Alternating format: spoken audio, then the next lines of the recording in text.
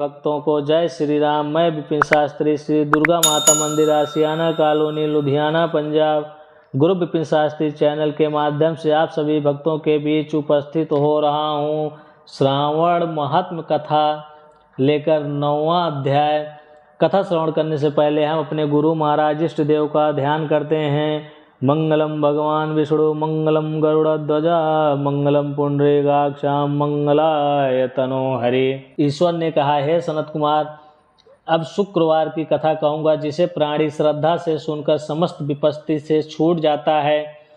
पांडव वंश में उत्पन्न एक सुशील नाम वाला राजा था। उसने बहुत प्रयत्न किए लेकिन पुत्र नहीं हुआ। उसकी मुकेशी नाम की पत्नी सर्वगुणों से युक्त थी। जब पुत्र नहीं प्राप्त हुआ तो वह महती चिंताग्रस्त हुई। वह स्त्री स्वभाव के कारण प्रत्येक महीने में कपड़े के टुकड़ों को अपने उदर में बांधकर पेट की वृद्धि करती थी। इसी तरह साहस के कारण स्वप्रसूति के अनुसार मुकेशी गर्भिणी को खोजती रही। प्रारब्ध से पुरोहित की पत्नी को उसने देखा। उस समय वह गर्भिणी थी। कपटी राजा की पत्नी ने प्रसव समय में दाई के कार्य करने वाली अन्य किसी स्त्री को इस काम के लिए नियुक्त किया। पुरोहित की पत्नी ने प्रसव समय में दाई के कार्य करने वाली अन्य किसी स्त्री को इस काम के लिए नियुक्त किया। रानी ने उस सूतिका को एकांत में बहुत धन दिया तथा अपने गर्भ के अनुकरण की सारी बातें कह सुनाई। राजा ने इधर अपनी पत्नी रानी को गर्भवती जानकर पुंसवान तथा सीमंतोन्नयन बड़े प्रसन्न मन से किया। पुरोहित की पत्नी का प्रसव का समय नज़दीक आया, यह सुन उसी तरह रानी ने भी वचन रूपी कार्य किया। पुरोहित की स्त्री गर्भवती थी, प्रसूति की बात जानती नहीं थी, अतः दाई की बाड़ी का पालन करती थी। पुरोहित की स्त्री के वंचना करने के लिए दाई ने उसके नेत्र बांध दिए। उत्पन्न हुए पुत्र को किसी के द्वारा राजमहिषी के समीप भिजवाया। इस प्रकार राजमहिषी के समीप पुत्र जाना कोई नहीं जान सका। रानी ने पुत्र ग्रहण कर कहा कि मेरे लड़का हुआ और सब जगह खबर कर दी। इधर दाई ने पुरोहित पत्नी के नेत्र बंधन खोले। वह अपने साथ मांस की एक पिंडी लाई थी। पुरोहित पत्नी को उसी को दिखाया तथा विस्मय और खेद युक्त बाणी से प्रसूतिका आपकी कहने लगी, यह अनिष्ट हुआ है।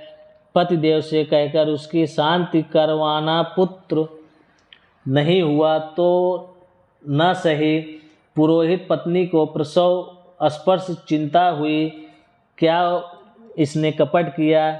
यों संदिग्धावस्था में थी। ईश्वर ने सनत कुमार से कहा, राजा ने पुत्र की उत्पत्ति सुनी तो जात कर्म संस्कार आदि करके ब्राह्मणों को गज, अश्व, रथ आदि दान दिया। जो कैदी जेल खाने में थे उन्हें प्रसन्नता पूर्वक छोड़कर सूतकांत में नामकरण आदि संस्कार किया। राजा ने उसका प्रियव्रत नाम रखा। श्रावण महीने के आ जाने पर पुरोहित पत्नी ने शुक्रवार के दिन भक्ति द्वारा जीवंतिका का अर्चन किया। दीवाल में बहुत लड़कों के सहित जीवंतिका मूर्ति लिखवाकर पुष्पमाला से अर्चन कर 5 दीपक बनाकर उनमें दीपक जलाती तथा आप भी गेहूं के पिसान के दीपक को घृत में पकाकर भोजन किया। अक्षत फेंक कर कहा, जहाँ भी मेरा लड़का हो, हे करुणानिधे, हे जीवंतिका, उसे रक्षित रखना। यों प्रार्थना कर तथा श्रवण कर यथाविधि विसर्जन किया। जीवंतिका के प्रसाद से बालक दीर्घायु तथा उस रोज से जीवंतिका देवी उस पुत्र की मातृ गौरव से रात दिन रक्षा करने लगी। यों कुछ काल बीतने पर राजा मर गए। पितृभक्त पुत्र ने पिता की पारलौकिक क्रिया की। फिर मंत्री पुरोहितों ने प्रियव्रत को राज्य सिंहासन पर बैठा दिया। उसने प्रजा की रक्षा तथा कुछ काल तक राज्य का भार वृद्ध मंत्रियों को दे। पितृ ऋण से मुक्ति प्राप्त करने के लिए भक्ति द्वारा गया जाने की इच्छा की। उसने राजकीय वेश छोड़कर कार्पटिक वेश बनाकर यात्रा की। रास्ते में किसी गृहस्थी के मकान में निवास किया।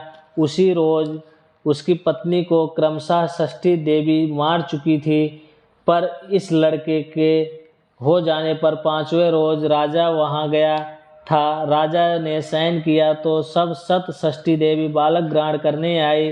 तब षष्ठी देवी को देखकर जीवंतिका ने कहा कि षष्ठी देवी, इस राजा को लांघ कर मत जाओ। यूँ जीवंतिका के मना करने पर जैसे षष्ठी देवी आई वैसे ही खाली चली गईं। उसने 5वें रोज पुत्र को जीवित देखकर और राजा से प्रार्थना की, राजन, आज के रोज मेरे मकान पर आप ठहरें, क्योंकि हे प्रभु, आपकी दया से यह मेरा 6वां पुत्र जीवित है। गृहस्थी की ऐसी प्रार्थना सुनकर प्रियव्रत ने वहाँ निवास किया। फिर गया जाकर पिंड देने लगा। वहाँ विष्णु पद पर पिंड को देते हुए आश्चर्य हुआ। जब पिंड ग्रहण के लिए 2 हाथ निकल पड़े, ऐसी घटना देखकर वह भूपति विस्मय तथा संदेह करने लगा। क्या करूं? ब्राह्मण आज्ञा से राजा ने विष्णु पद पर ही पिंडी दिया। फिर किसी सत्यवादी ज्ञानी ब्राह्मण से पूछा कि ऐसी बातें क्यों हुई। उसके पूछने पर ब्राह्मण देव ने कहा, हे राजन, ये दोनों हाथ पिता के हैं।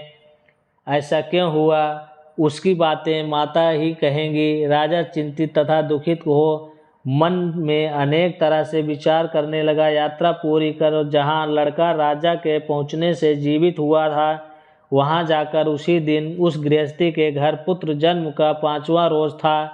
वह स्त्री प्रसूता थी। इस दूसरे दिन लड़का हो जाने पर रात के समय षष्ठी देवी पुत्र को ग्रहण करने आई। षष्ठी देवी को जीवंतिका ने पुनः मना किया तो षष्ठी देवी जीवंतिका से कहने लगी, हे जीवंतिके, आपको इसकी क्या आवश्यकता रहती है तथा कौन सा व्रत माँ करती है जिस कारण आप रातों दिन इसकी रक्षा करती हैं। षष्ठी देवी की ऐसी वाणी सुन जीवंतिका कुछ हंसती हुई कहने लगी, राजा भी रातों दिन इस निमित्त की जानकारी के लिए जगा हुआ था, सोने का बहाना किए हुए था।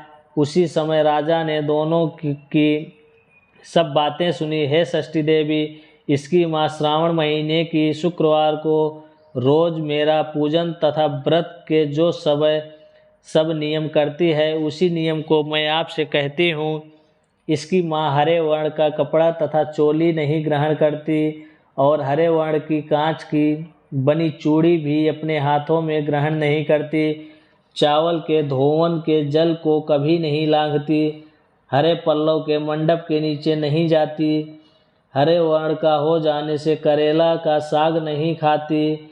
यह सब मेरी प्रसन्नता के लिए करती है। इसी कारण इसकी मैं निरंतर रक्षा करती हूँ तथा इसके लड़के की भी सुरक्षा करती हूँ।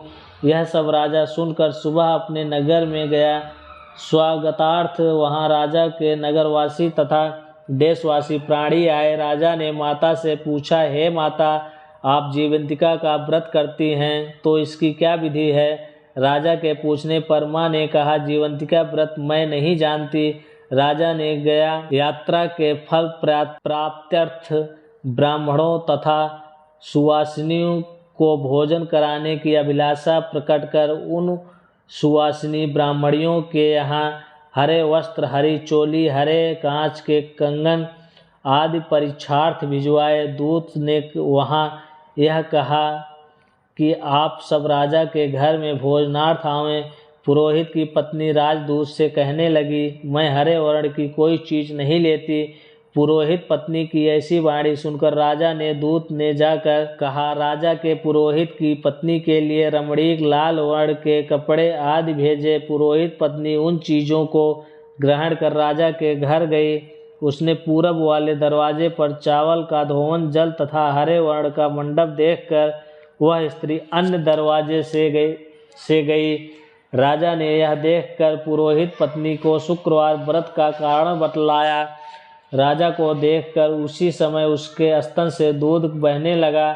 उन स्तनों की दुग्ध धारा से वह राजा अच्छे प्रकार से सिंचित हो गया। गया जी में 2 हाथ निकलने से तथा रास्ते में गृहस्थी के यहाँ देवी से बातचीत और स्तनों से दूध बहने मात्र से राजा को विश्वास हो गया कि मेरी माँ है। राजा ने गृह में रक्षा करने वाली माँ के समीप जाकर बड़े विनय से पूछा, हे माता, भय मत करो, मेरे जन्म समय की बात सुकेशनी ने तथ्य रूप से कह दी। राजा ने इससे प्रसन्न हो अपनी जन्म देने वाली माँ बाप को नमस्कार किया और संपत्ति दे बढ़ाया।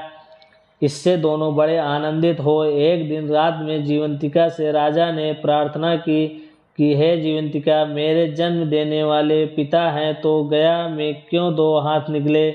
उसी समय स्वप्न में देवी ने संशय नाश कर देने वाली वाणी कही, हे राजन, मैंने तुझे केवल विश्वास दिलाने के लिए ऐसी माया की थी, इसमें संदेह मत करो। शिव ने सनत कुमार से कहा, हे सनत कुमार, यह श्रावण महीने के शुक्रवार व्रत के सारे महात्म्य को कहा। इस व्रत को करने मात्र से प्राणी सब इच्छाओं को प्राप्त कर लेता है। बोलो शंकर भगवान की जय।